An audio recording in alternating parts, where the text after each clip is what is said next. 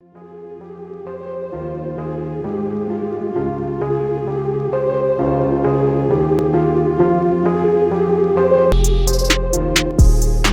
kiganiro cyacu giheruka kuri General Knowledge Infotainment twavuze ku itakaragaciro faranga inflation ryabaye mu bihugu bya Afurika mu gihe cy'imyaka igera kuri 6 yashize. By'umwihariko twibanze ku bihugu byo mu karere k'Iburasirazuba bwa Afurika, agace u Rwanda ruherereyemo. Itakaragaciro faranga muri aka karere ka Afurika muri iyi myaka 6 riri hagati ya 5% na 38%. Amashiringi akoreshwa mu gihugu cya Tanzania niyo yatakaje agaciro gake kangana na 5%, mu gihe ifaranga ry'u Rwanda ariyo ryatakaje agaciro kenshi kagera kuri 38%.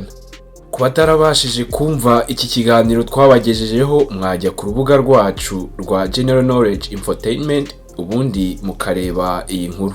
Ukugaragaza ikigero cy'itakaragaciro faranga mu bihugu bya Afurika kuri General Knowledge Channel si cyo kintu nyamukuru cyari kigenderewe. Ahubwo ikigenderewe nyamukuru ni ukurebera hamwe ibyo abaturage batuye muri ibi bihugu ndetse no ku isi muri rusange bakora kugira ngo birinde gushegeshwa cyangwa kugirwaho ingaruka n'iki kibazo cy'itakaragaciro faranga. Akenshi iyo uvuze ijambo inflation, ugutakara kw'agaciro k'ifaranga, byumvwa na bake. Rubanda rusanzwe rwo ntabwo rubyitaho. Abenshi bikomereza imirimo yabo bakavuga bati ibyo ntabwo nkeneye kubimenya kubera ko ari iby'abanyamafaranga, abayakoramo ndetse n'abize iby'ubukungu. Ese koko ibi niko bimeze?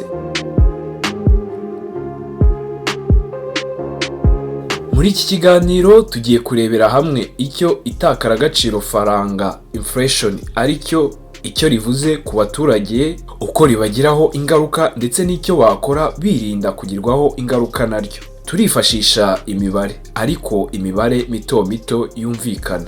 Munyemerere dukoreshe ikigero cy'itakazagaciro faranga ryabaye ku gihugu cy'u Rwanda mu gihe cy'imyaka 6 yashize. Ni kuva mu kwezi kwa mbere k'umwaka w'2016 kugeza mu kwezi kwa mbere k'umwaka w'2022, ringana na 38%.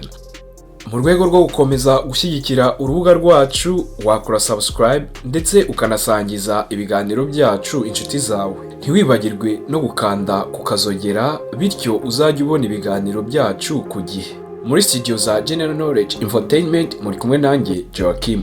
Turagaruka mu kanya.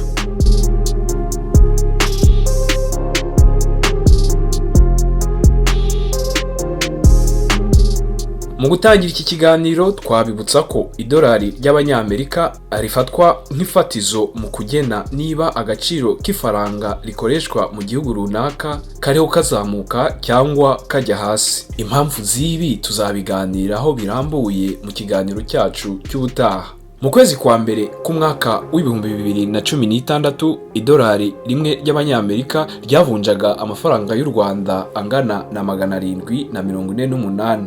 Mu kwezi kwa mbere k'umwaka w'2022 rigeze ku manyarwanda 1033. Ikiguzi cy'idolari ku isoko ry'u Rwanda cyazamutseho amafaranga y'u Rwanda angana na 285. Ibi bivuze ko ifaranga ry'u Rwanda ryatakaje agaciro kangana na 38%.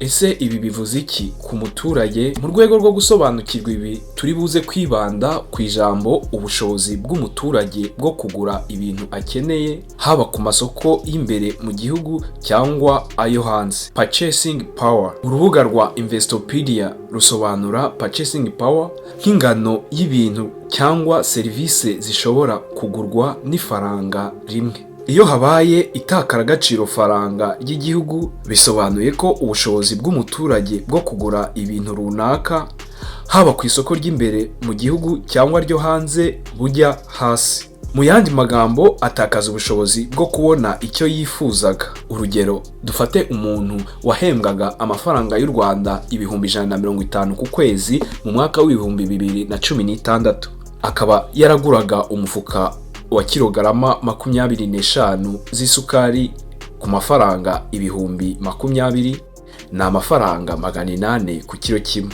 Umufuka w'umuceri wa kilogarama 25 uhwanye n'ibihumbi 25 by'amanyarwanda. Ibishyimbo kilogarama 40 ku mafaranga ibihumbi 16. Noneho akishyura ubukode bw'inzu ku mafaranga ibihumbi 40 ku kwezi. Uyu muntu wahembwaga ibihumbi 150 yatakazaga amafaranga ibihumbi 101 buri kwezi. Bivuze ko yasaguraga ibihumbi 49 byo kwifashisha mu bindi bintu nkenerwa bya buri munsi bitandukanye. Bitewe nuko ifaranga ryataye agaciro ku kigero cya 38 mu mwaka w'ibihumbi 2022, ibi byose twavuze haruguru biziyongeraho igiciro ku kigero cya 38%. Aho gutakaza ibihumbi 101 ku kwezi agura biriya biribwa, azatakaza amafaranga y'u Rwanda angana n'ibihumbi 139,380. Niba uyu mukozi atarazamurirwa umushahara akaba agihembwa ibihumbi 150 ku kwezi, azasagura ibihumbi 10 n'amafaranga 620 y'u Rwanda gusa. Aha birumvikana neza ko ubushobozi bwe bwo kugura ku masoko bwagiye hasi cyane, ku buryo atazasigarana amafaranga amufasha kugura ibindi bintu nkenerwa. Kugira ngo uyu mukozi abashe guhangana n'ibiciro ku isoko, abashe kubaho nk'uko yabagaho mu mwaka w'ibihumbi 2016, bisaba ko umushahara we wongerwaho byibuze 38%. Mu mwaka w'ibihumbi 2022 yagakwiye kuba ahembwa ibihumbi 207 by'amafaranga y'u Rwanda. Ukongeza umukozi umushahara byagakwiye kugendana nuko ubushobozi bw'igura n'igurisha rihagaze hanze. Niba ukorera uruganda rukaba rutakongeza, nyamara ibyo uruganda rugurisha ku masoko bikaba byariyongereyeho ibiciro ku kigero cya 38%, ibi bivuze ko umukoresha wawe ariho yigwizaho umutungo wagakwiye kugufasha mu gihe nk'iki. Ni ngombwa gusobanukirwa neza ko itakaragaciro faranga inflation rikora ku bintu byose bikenerwa na muntu mu buzima bwa buri munsi, kabone nubwo byaba ari ibintu bikorerwa mu marembo y'aho atuye. Nubwo itakaragaciro faranga ribarwa cyane hakurikijwe idolari ry'Abanyamerika, ibi ntibivuze ko kugira ngo ugerweho n'ingaruka z'iki kibazo ugomba kuba uhahira ku masoko yo hanze. Mu gihe habayeho inflation ingana na 38%, umuntu ugukodesha inzu azamaranira kuzamura ubukode bw'iyi nzu, kubera ko nawe ariho akura ibimutunga kandi nawe akaba abigura ku giciro cyiyongeyeho 38%. Ibi bizakomeza bibe uruhererekane kuva ku muhinzi w'inyanya kugeza ku muhinzi wa dodo.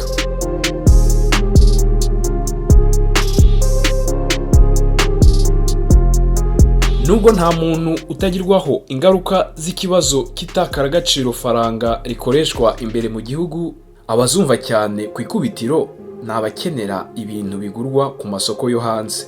Bagura ibintu ku masoko yo hanze bibahenze cyane. Imbaraga zabo zo kugura purchasing power ziba ziri hasi cyane, bitewe no kujya hasi kw'ifaranga ry'igihugu baturukamo. Idolari barigura ribahenze cyane. Ibi nanone bitizwa umurindi no kuba ibigo bikoresha abanyagihugu byubahiriza amahame y'izamura-mishahara mu gihe kitakaza agaciro faranga aba ari mbarwa.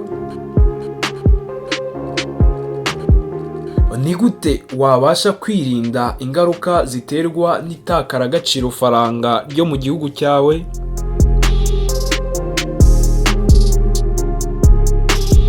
Mu muco nyarwanda wo hambere bashishikarizaga abantu kuzigama. Abatari basobanukiwe iby'amabanki bahunikaga amafaranga yabo mu kibindi cyangwa munsi y'umusego w'uburiri. Akenshi aba bantu ntabwo bari basobanukiwe no gutakara kw'agaciro k'ifaranga, money value over time. Amahirwe bagize nuko ingano y'itakaragaciro faranga yari ku muvuduko wo hasi. Kuri ubu uguhunika amafaranga mu rugo ntaho byaba bitandukaniye no kubika amazi mu kigega cyatobotse gifite umwenge muto muto utuma amazi asohoka buhoro buhoro. Tugaruke gato ku itakaza agaciro faranga ryacu rya 38. ni itakazagaciro ry'ifaranga ry'u Rwanda mu myaka 6 yashize. Dufate urugero rw'umuntu wabitse mu rugo amafaranga y'u Rwanda miliyoni 1 mu mwaka w'ibihumbi 2016. Mu gihe abikuye iyi miliyoni 1 y'amafaranga y'u Rwanda mu kwezi kwa mbere k'umwaka w'ibihumbi 2022, aya mafaranga akayajyana ku masoko. Aya mafaranga miliyoni 1 ifite agaciro ko kugura purchasing power ingana n'ibihumbi 620. Mu gihe cy'imyaka 6 uyu muntu wahunitse aya mafaranga yatakaje imbaraga zo kugura ibintu by'agaciro ibihumbi 380. Ibi bihumbi 380 bingana na 38% bya miliyoni yahunitswe mu rugo. Ibi bingana na 38% by'itakaragaciro faranga mu gihe cy'imyaka 6. Reka tuganire ku bintu umuntu yakora mu kwirinda kugirwaho ingaruka no gutakara kw'agaciro k'ifaranga. Ikintu cya mbere ni ukubika amafaranga mu mitungo imwe ifatwa ko itimukanwa, nk'amasambu, ibibanza n'amazu. Iri ni ihunikiro ryiza ry'amafaranga yawe. Mu bihugu biteye imbere bagira abantu inama yo kubika amafaranga yabo mu bintu bidata agaciro nk'ibikozwe muri zahabu, gushora amafaranga mu bikorwa bibyara ingufu, gaz na za essence, ndetse no kugura za stock. Ariko ntabwo ari byo twibandaho kubera ko ubukungu nyafurika atari byo byibanze bwubakiyeho. Turibanda ku byo umuntu wese yisangamo, ni imitungo itimukanwa. Mu gihe cy'itakaragaciro faranga, agaciro k'iyi mitungo itimukanwa, amazu, imirima, ibibanza karazamuka cyane. Tugarutse kuri wa muntu wabitse ya mafaranga y'u Rwanda miliyoni mu nzu yiwe, iyo aza kuba yarayaguze ikibanza ahantu hatuwe cyane mu mwaka w'ibihumbi 2016, mu mwaka w'ibihumbi 2022 byashoboka cyane ko yari kukigurisha kuri miliyoni 2 z'amafaranga y'u Rwanda. Urebesheje amaso ushobora kwibaza ko uyu muntu yungutse miliyoni 1 y'amafaranga y'u Rwanda. Mu by'ukuri ibi siko bimeze, bitewe n'itakaragaciro faranga ryagize uruhare ku mbaraga zigura, purchasing power. Uyu muntu yungutse ibihumbi 620 gusa. Ibihumbi 380 byagendeye muri inflation, itakaragaciro faranga. Umutungo w'amazu ni ingenzi cyane, ufatwa nk'igice cy'ishoramari rishobora kugeza umuntu ku rwego rw'abaherwe ku isi. Iri shoramari riza ku mwanya wa 2 mu guhindura abantu ababiliyoneri, nyuma y'ibikorwa bya za porogaramu za computer nka softwares n'ibindi bifitanye isano nayo. Ikintu cya kabiri umuntu yakora mu kwirinda kugirwaho ingaruka n'itakaragaciro faranga rikoreshwa imbere mu gihugu ni ugushora amafaranga yawe mu bucuruzi. Gucuruza ni kimwe mu bintu byagufasha kwirinda ingaruka ziva ku guta agaciro k'ifaranga. Nk'uko twabigarutseho hejuru, iyo ifaranga ritaye agaciro, ibiciro by'ibicuruzwa ku masoko birazamuka. Ibi bivuze ko umucuruzi nawe aba ari mu bantu ba mbere bagena ikiguzi ku masoko. Bivuze ko niba uri umucuruzi uzaha agaciro ibicuruzwa byawe umaze kubara neza ko ukuramo inyungu yawe, ndetse ko wanabashije kwirinda ryatakaragaciro faranga ku kigero ryaba ririho cyose. Mu mahame y'ubucuruzi, umucuruzi buri gihe akora yikururira. Ni umwe mu bantu baba basobanukiwe neza ibiriho bibera ku masoko, kandi ni nawe uzamenya ko ifaranga ryataye agaciro bwa mbere. Ashobora no kudasobanukirwa ko ari itakaragaciro k'ifaranga, ariko burya byanga bikunda azazamura ibiciro. Icyo abazi cyonyine ni uko ibiciro ku masoko biba biri hejuru.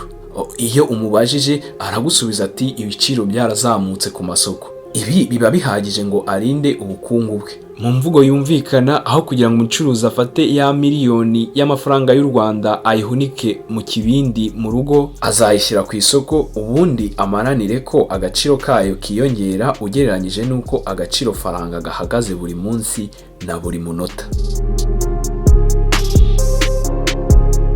Ikintu cya gatatu cyafasha kwirinda ingaruka z'itakaragaciro faranga ni ugushora amafaranga muri banki.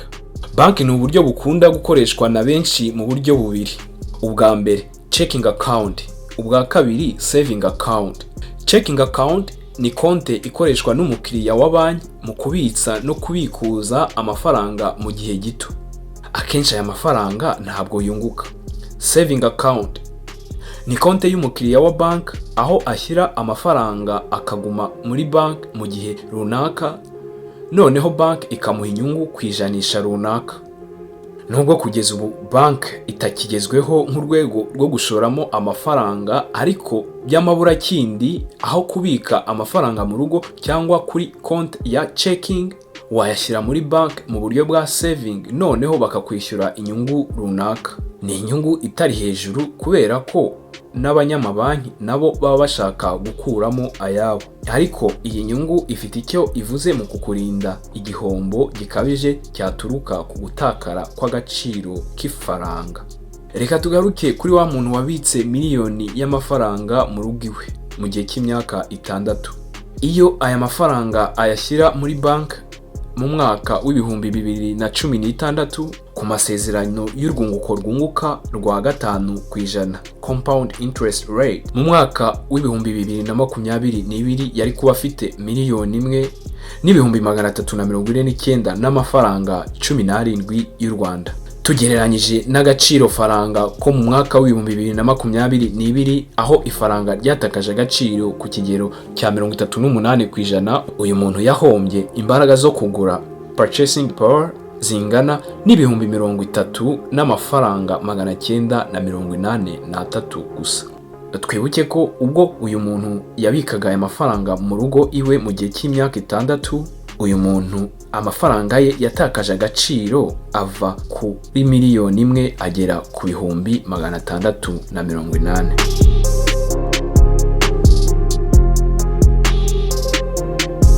Ikintu cya kane wakora cyakurinda kugirwaho ingaruka zivuye ku itakaza agaciro faranga cyoroshye cyane ni ukubika umutungo wawe mu mafaranga y'amanyamahanga. Aha turavuga mu madolari. Ibi bishoboka mu gihe ufite umubare munini w'amafaranga ushaka kubika igihe kirekire, kandi ukaba wumva utabasha gukora kimwe mu byo twakubwiye hejuru, birimo kugura imitungo itimukanwa ndetse n'ubucuruzi. Fungisha amafaranga yawe mu madolari ubundi uyabike. Nuramuka ukoze ibi uzaba usezereye ingaruka y'itakara agaciro faranga. Idolari rizakomeza kuzamuka ku isoko, noneho igihe uzashakira kuyasubiza mu mafaranga y'igihugu bizakorohera ndetse ubonemo ayawe bitakugoye.